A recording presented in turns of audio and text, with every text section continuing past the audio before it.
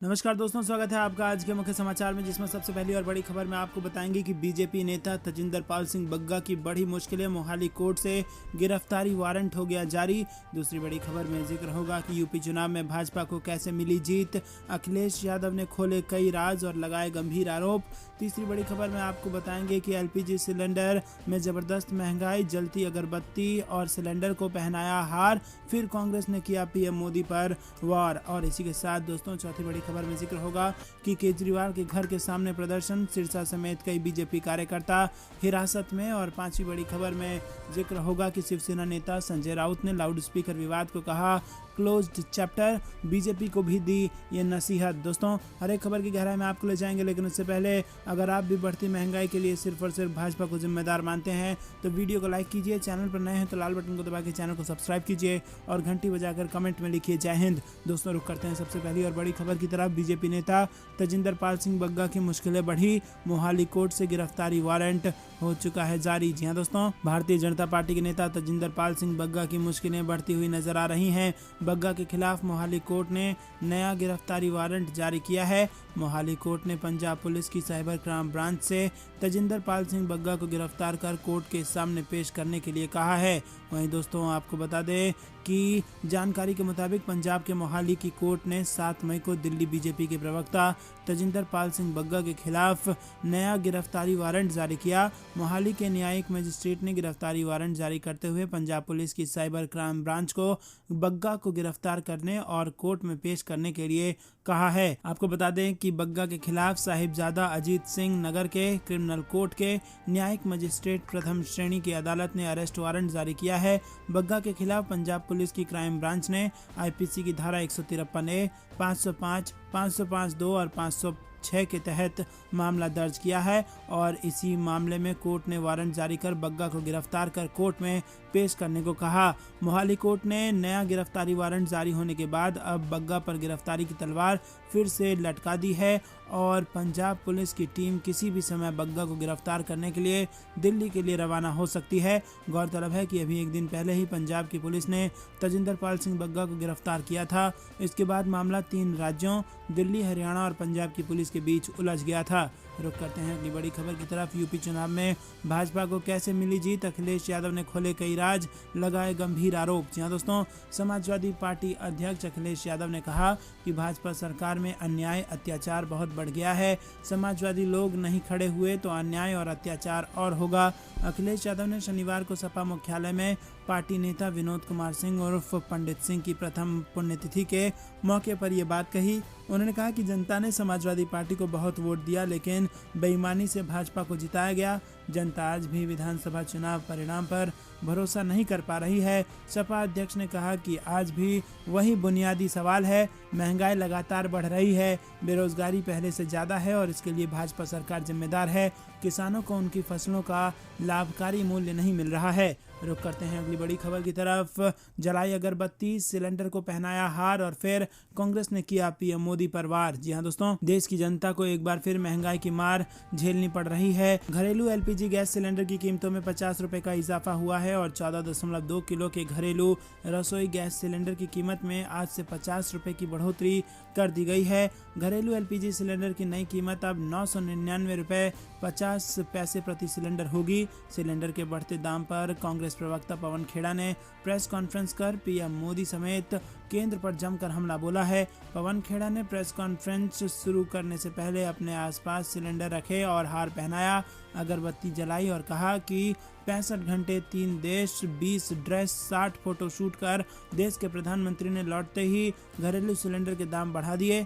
पवन खेड़ा ने तंज कसते हुए कहा कि दिल्ली की जनता को बधाई, दाम 1000 नहीं हुआ, ये अभी 999 रुपया 50 पैसे है, आपके हाथ छुट्टे लग जाएंगे। पवन ने आगे कहा कि प्रेस वार्ता के लिए अगरबत्ती और नींबू की जरूरत थी, नींबू की कीमत इतने बढ़ गए हैं कि मैंने आलू और लौकी पर अगरबत्ती लगा दी है।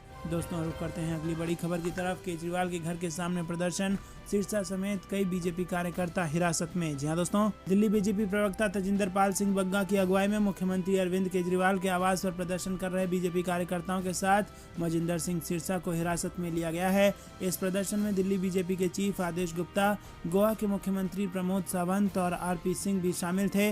मामले की संवेदनशीलता को देखते हुए केजरीवाल के आवास के सामने भारी फोर्स तैनात की गई थी और इससे पहले बीजेपी के कुछ कार्यकर्ताओं ने बैरिकेड पार करने की कोशिश की थी तो पुलिस ने उनको गिरफ्तार करने की चेतावनी दी। अब मामला बढ़ता देख दिल्ली पुलिस ने इन कार्यकर्ताओं को हिरासत में लिया है। दिल्ली पुलिस को दोपहर 3 बजे अरविंद केजरीवाल के घर के बाहर प्रदर्शन की जानकारी मिली थी। प्रदर्शन को लेकर दिल्ली पुलिस पूरी तरह से तैयार है। भारी फोर्स की तैनाती कर दी गई है और साथ ही स्पेशल ब्रांच भी एक्टिव कर दिया गया है। दिल्ली पुलिस की एंटी राइट्स सेल की टीम भी मौके पर है और अभी तक के इनपुट के मुताबिक 100 से ज्यादा लोग प्रोटेस्ट में शामिल हैं। बताया जा रहा है कि मजिंदर सिंह सिरसा, बीजेपी नेता आरपी सिंह भी प्रदर्शन में शामिल हो सकते हैं। रुक करते हैं अगली बड़ी खबर की तरफ, जो कि महाराष्ट्र से आ रही है। शिवसेना नेता संजय राउत ने लाउड स्पीकर विवाद को कहा क्लोज चैप्टर, बीजेपी को भी दी नसीहत। जी हाँ दोस्तों, लाउड स्पीकर के मुद्दे को एक बंद अध्याय करार देते हुए शिवसेना नेता संजय राउत ने शनिवार को कहा कि बीजेपी को इस विषय के बजाय बढ़ती महंगाई और बेरोजगारी के बारे में बात करनी चाहिए क्योंकि लोग इन चुनौतियों का सामना कर रहे हैं। राउत ने कहा कि प्रधानमंत्री, वित्त मंत्री और बीजेपी के शीर्ष नेता महंगाई और बेरोजगारी के मुद्दे पर बात नहीं करते, उनके मुद्दे अलग हैं। वो केवल इस पर बात करते हैं कि पंजाब और महाराष्ट्र की पुलिस क्या कर रही है। उन्होंने दावा किया कि लाउड स्पीकर का मुद्दा एक बंद अध्याय है क्योंकि इसके आधार पर हिंदू मुस्लिम विभाजन के प्रयास विफल हो गए हैं। शिवसेना सांसद ने कहा कि जहां तक सवाल लाउड स्पीकर के मुद्दे का है तो इससे सबसे बड़ा झटका हिंदू समुदाय को लगा है। राउत ने आरोप लगाया कि मस्जिदों पर लगे लाउड स्पीकर को प्रतिबंधित करने की मांग उठाकर हिंदुओं और मुसलमानों के बीच तनाव भड़काने का प्रयास किया गया, लेकिन लोग समझदार हैं। लाउड स्पीकर के संबंध में उच्चतम न्यायालय के निर्देशों को लागू किया जा रहा है और लाउड स्पीकर पर एक राष्ट्रीय नीति होनी चाहिए। शिवसेना नेता ने कहा कि देश की जनता महंगाई और बेरोजगारी जैसे मुद्दों से जूझ रही है, लेकिन भाजपा का कोई नेता इस पर बोलने को तैयार नहीं है। रुक करते हैं अगली बड़ी खबर की तरफ। गैस के दाम 1000 रुपए बढ़ जाएं, पीएम मोदी को मालूम है कि जनता उन्हें ही वोट देगी, ओवैसी ने कसा तंज। जी हाँ दोस्तों, घरेलू गैस की कीमत 50 रुपए का इजाफा होने को लेकर विपक्षी पार्टियां केंद्र की मोदी सरकार पर हमलावर है। वहीं AIMIM प्रमुख असदुद्दीन ओवैसी ने बड़ा बयान दिया है। उन्होंने कहा कि पीएम मोदी को ये बात मालूम है कि जब तक मैं देश में नफरत की बात करता रहूंगा, गैस के दाम 1000 रुपए बढ़ जाएं, वोटर पीएम मोदी को ही वोट देगा। ओवैसी ने तंज कसते हुए कहा कि इनकम तो बढ़ नहीं रहा, लेकिन महंगाई जरूर बढ़ रही है। वहीं शनिवार को घरेलू गैस की कीमत में 50 रुपए का इजाफा हुआ और इसके साथ ही गैस सिलेंडर की कीमत 1000 रुपए पार कर गई। घरेलू गैस सिलेंडर की कीमतों में इजाफे को लेकर देश भर में विपक्षी दल केंद्र सरकार के खिलाफ प्रदर्शन कर रही है। हैदराबाद के सांसद और AIMIM प्रमुख असदुद्दीन ओवैसी ने पीएम मोदी पर हमला बोला। दोस्तों, रुक करते हैं अगली बड़ी खबर की तरफ, जो कि जम्मू कश्मीर से आ रही है। जम्मू कश्मीर विधानसभा चुनाव मतदाता सूचियां नए तरीके से होंगी तैयार, चुनाव आयोग की अधिसूचना का है इंतजार। जी हाँ दोस्तों, परिसीमन आयोग की अंतिम रिपोर्ट जारी होने के बाद अब चुनाव आयोग द्वारा जम्मू कश्मीर में मतदाता सूचियों को तैयार करने की अधिसूचना का इंतजार है। प्रदेश के चुनाव विभाग के अधिकारियों के अनुसार तय नियमों के तहत आयोग की अधिसूचना के बाद ही प्रदेश में मतदाता सूचियों को नई परिसीमन रिपोर्ट के आधार पर तैयार करने का काम शुरू होगा। रुक करते हैं अगली बड़ी खबर की तरफ, जो कि राजस्थान से आ रही है। कांग्रेस प्रदेश अध्यक्ष डोटासरा बोले, महंगाई पर बुलडोजर क्यों नहीं चलाती भारतीय जनता पार्टी। जी हाँ दोस्तों, कांग्रेस प्रदेश अध्यक्ष गोविंद सिंह डोटासरा ने सेना भर्ती प्रक्रिया बंद होने पर केंद्र की मोदी सरकार को घेरा। डोटासरा ने ट्वीट किया कि बीजेपी बेरोजगारी पर बुलडोजर क्यों नहीं चलाती। पिछले 2 वर्ष से सेना में भर्ती प्रक्रिया बंद है, बेरोजगारी चरम पर है, रोजगार के लिए युवा भटक रहे हैं, राष्ट्र सेवा का सपना संजोए युवाओं की उम्र निकल रही है। डोटासरा ने प्रधानमंत्री को संबोधित करते हुए लिखा, प्रधानमंत्री जी चेत जाइए, युवा शक्ति के सपनों को कुचलना बंद कीजिए। कांग्रेस महंगाई का मुद्दा भी लगातार उठा रही है। घरेलू LPG सिलेंडर की कीमत में 50 रुपए की बढ़ोतरी पर कांग्रेस प्रवक्ता पवन खेड़ा ने प्रेस कॉन्फ्रेंस की। प्रेस कॉन्फ्रेंस में उन्होंने केंद्र सरकार पर जमकर हमला बोला। विरोध में कांग्रेस प्रवक्ता ने गैस सिलेंडर पर हार पहनाया, अगरबत्ती दिखाई और फिर प्रधानमंत्री नरेंद्र मोदी पर निशाना साधा। उन्होंने कहा कि 65 घंटे 3 देश 20 ड्रेस 60 फोटोशूट करके लौटते ही प्रधानमंत्री मोदी ने गैस सिलेंडरों के दाम बढ़ा दिए। दोस्तों रुक करते हैं अगली तरफ। एलपीजी सिलेंडर के दाम बढ़ने पर कांग्रेस बोली बीजेपी मालामाल, जनता बेहाल, मोदी राज में महंगाई की आग से जल रहा है रसोई का चूल्हा। जी हाँ दोस्तों, देश में लगातार बढ़ती महंगाई ने आम जनता का जीना दूभर कर रखा है। ऊपर से बढ़ते एलपीजी सिलेंडर और पेट्रोल डीजल की कीमतों ने जनता के सामने और मुश्किलें बढ़ा दी हैं और वहीं पर इन मुद्दों पर केंद्र की मोदी सरकार और सत्ताधारी बीजेपी ने चुप्पी साध रखी है। मुख्य विपक्षी दल कांग्रेस लगातार इन मुद्दों को उठा रही है। कांग्रेस ने एलपीजी सिलेंडर के बढ़े दाम को लेकर मोदी सरकार को निशाने पर लिया है। कांग्रेस नेता रणदीप सिंह सुरजेवाला ने एलपीजी सिलेंडर के बढ़े दाम के मुद्दे पर कई ट्वीट किए हैं और इस मुद्दे पर मोदी सरकार को घेरा है। उन्होंने ट्वीट कर कहा कि मोदी सरकार में रसोई का चूल्हा महंगाई की आग से जल रहा है और सुबह महंगाई की एक और किस्त घरेलू एलपीजी सिलेंडर के दाम भी आज 50 रुपये बढ़ा दिए गए। इससे पहले 22 मार्च को भी 50 रुपये दाम बढ़ाए गए थे।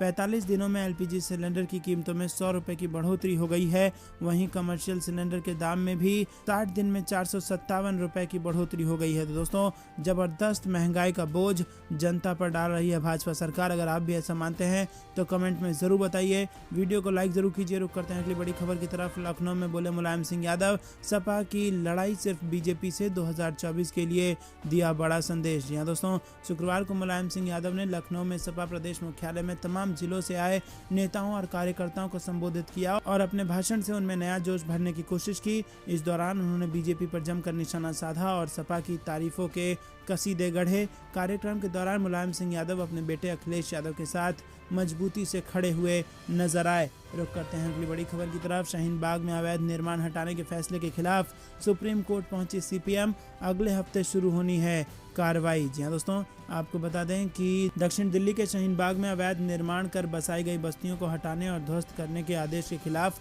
भारतीय कम्युनिस्ट पार्टी मार्क्सवादी ने सुप्रीम कोर्ट में याचिका दाखिल की है और याचिका में कहा गया है कि दक्षिण दिल्ली नगर निगम प्राधिकरण झुग्गी बस्तियां ढहाने की योजना बना चुके हैं। अगले हफ्ते में उस पर अमल होने वाला है। याचिका में ये भी उल्लेख है कि 4 मई को संगम विहार में गरीबों के घर पर बुलडोजर चलाया गया था। अब सोमवार तक ओखला शाहीन बाग में भी ऐसा ही करने का ऐलान किया गया है। दक्षिण दिल्ली नगर निगम ने आने वाले हफ्तों में तोड़फोड़ के लिए अतिरिक्त पुलिस बल उपलब्ध कराए जाने के लिए पुलिस प्रशासन को नोटिस भेजा है। दक्षिण दिल्ली नगर निगम की ओर से शाहीन बाग में अतिक्रमण कर बनाए गए अवैध निर्माणों पर 9 मई को बुलडोजर चलाया जाएगा। 20 अप्रैल को दिल्ली के बीजेपी अध्यक्ष आदेश गुप्ता ने दक्षिण दिल्ली नगर निगम और उत्तरी दिल्ली नगर निगम के मेयर को चिट्ठी लिखी थी और इसमें उन्होंने रोहिंग्याओं, बांग्लादेशियों और असामाजिक तत्वों के अवैध निर्माण को हटाने की मांग की थी। दोस्तों, रुक करते हैं अगली बड़ी खबर की तरफ, जो कि बिहार की सियासत से जुड़ी आ रही है।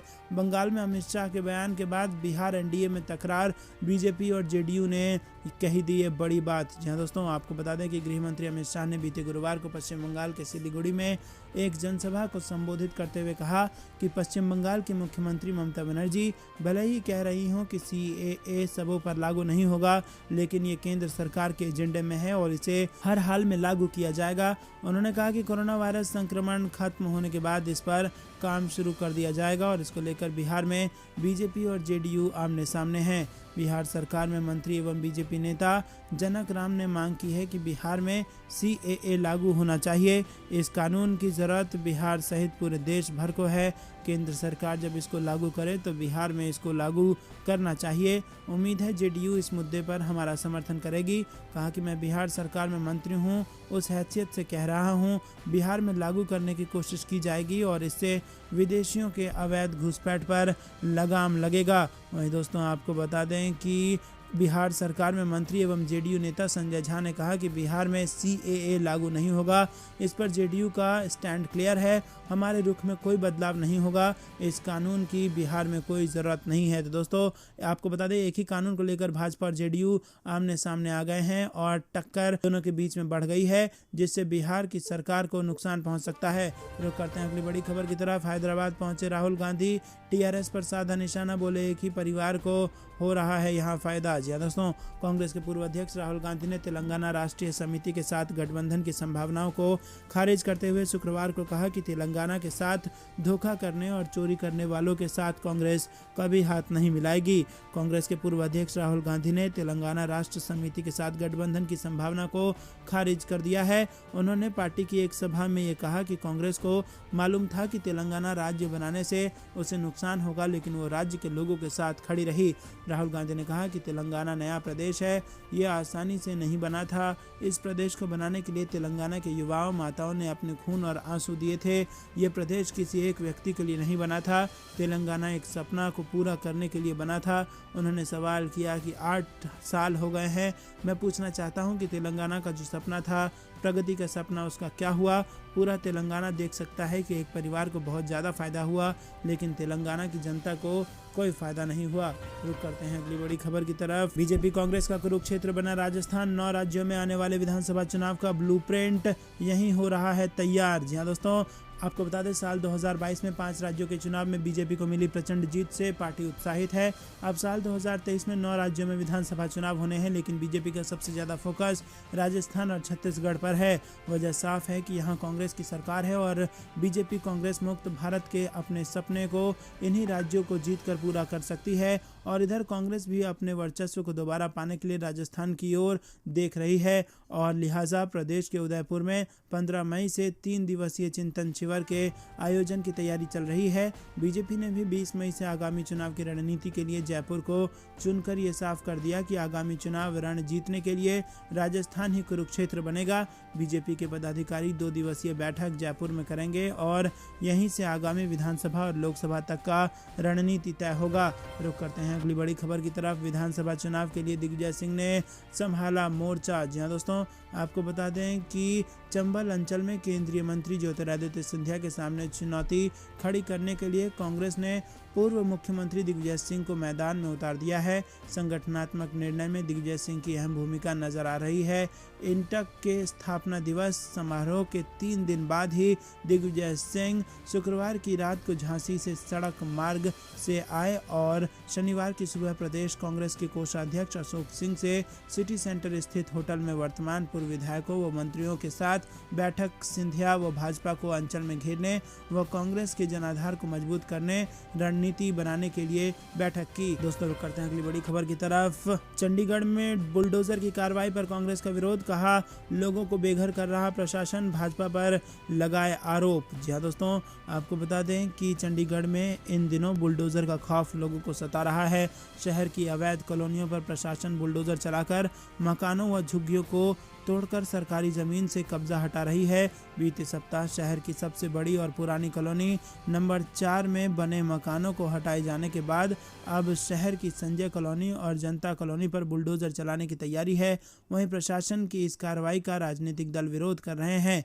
चंडीगढ़ कांग्रेस ने प्रशासन की इस कार्रवाई की आलोचना की है। दोस्तों रुक करते हैं अगली बड़ी। यूपी में अब साफ हो गया कि लड़ाई समाजवादी पार्टी और बीजेपी के बीच। मुलायम सिंह यादव का ये बड़ा बयान। जी दोस्तों, समाजवादी पार्टी के संरक्षक मुलायम सिंह यादव विधानसभा चुनाव के बाद शुक्रवार पार्टी कार्यालय पहुंचे और इस दौरान उन्होंने सपा अध्यक्ष अखिलेश यादव समेत अन्य नेता उनके साथ मौजूद रहे। कार्यकर्ताओं और नेताओं को संबोधित करते हुए मुलायम सिंह यादव ने कहा कि अब यूपी में सपा और भाजपा के अलावा कोई दूसरा नहीं है। भाजपा की लड़ाई अब सपा से ही है। उन्होंने कहा कि ऐसे में आप अडिग होकर काम करिए। मुलायम सिंह यादव ने कहा कि आप जिम्मेदारी आपकी और ज़्यादा बढ़ गई है और इस जिम्मेदारी को और विश्वास को आगे बढ़ाना है। इसके साथ ही कहा कि इस विश्वास पर हम अडिग होकर काम करेंगे। साथ ही कहा कि आज हर जगह समाजवादी पार्टी का नाम लिया जा रहा है। तो दोस्तों, उत्तर प्रदेश में समाजवादी पार्टी ने दी है भाजपा को जबरदस्त टक्कर। रुक करते हैं अगली बड़ी खबर की तरफ। पूर्व मुख्यमंत्री अखिलेश यादव पहुंचे कानपुर, भाजपा सरकार के खिलाफ निकाली जमकर भड़ास। जी हाँ दोस्तों, उत्तर प्रदेश के पूर्व मुख्यमंत्री अखिलेश यादव ललितपुर से लखनऊ जाते समय कानपुर में रुके और अखिलेश यादव ने निजी कॉलेज में प्रेस वार्ता की। प्रेस वार्ता के दौरान वो भाजपा सरकार के खिलाफ जमकर बरसे। अखिलेश यादव ने भाजपा सरकार को लॉ एंड ऑर्डर के मुद्दे पर जमकर घेरा। उन्होंने कहा कि मौजूदा सरकार में यूपी पुलिस पूरी तरह बेलगाम हो चुकी है। दुनिया में पहला ऐसा मामला होगा जहां पर पीड़िता थाने में रिपोर्ट लिखाने गई और वहां भी उसके साथ वही हुआ। चंदौली में भी पुलिस ने जमकर तांडव किया। उन्होंने वार्ता के दौरान कहा कि चंदौली में एक बेटी को मार दिया गया और पुलिस ने कहानी बनाई कि उसने सुसाइड किया। रुक करते हैं अगली बड़ी खबर की तरफ। बीजेपी ही नहीं, कांग्रेस, आरएलडी और आम आदमी पार्टी को भी है प्रदेश के नए मुखिया का इंतजार। मिशन 2024 के लिए नए अध्यक्ष करेंगे टीम तैयार। जी हां दोस्तों, आपको बता दें कि उत्तर प्रदेश विधानसभा चुनाव के बाद राज्यों के ज़्यादातर सियासी दल अपने राज्य में संगठन के मुखिया का तलाश कर रहे हैं और राज्य में भारतीय जनता पार्टी, कांग्रेस, राष्ट्रीय लोकदल के साथ ही आम आदमी पार्टी प्रदेश में संगठन की कमान के लिए नए अध्यक्ष की तलाश कर रहे हैं ताकि मिशन 2024 के लिए रणनीति तैयार की जा सके।